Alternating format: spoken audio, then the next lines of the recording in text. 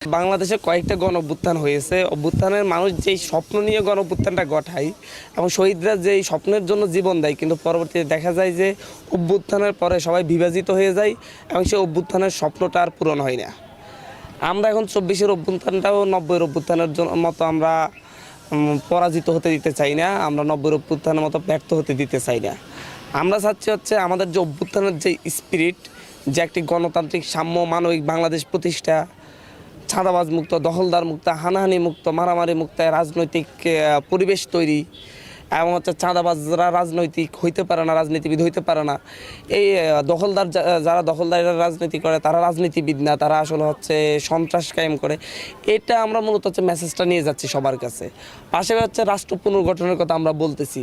আসলে হচ্ছে বাংলাদেশ রাষ্ট্রের পুনর্গঠন না হলে আবার কয়েক বছর পর আরেকটা ফ্যাসিস্ট আসবে, আরেকটা স্বৈরাচার আসবে এবং তারা মানুষের কথা শুনবে না, শিক্ষা ব্যবস্থাকে ধ্বংস করবে, স্বাস্থ্য ব্যবস্থাকে ধ্বংস করবে আরও বেশি।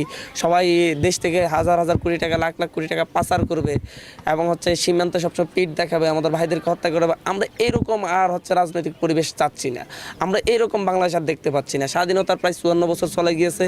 এখন এই মুহূর্তে আমাদের এখন প্রয়োজন হচ্ছে নতুন রাজনৈতিক বন্দোবস্ত, নতুন বাংলাদেশ, যে এমন একটি পুনর্গঠিত বাংলাদেশ যেখানে একজন রিক্সা শ্রমিক মজুর যেই বিচার ব্যবস্থা, যেই বিচার পাবে সেই একই ধরনের বিচার পাবে হচ্ছে সচিব হোক, আমলা হোক, বড় এমপি হোক, মন্ত্রী হোক, সবাই সমান থাকবে।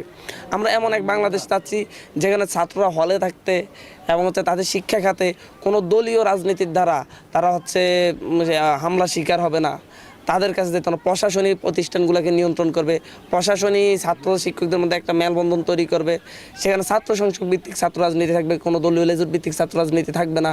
এটা হচ্ছে আমাদের নতুন বাংলাদেশের স্বপ্ন।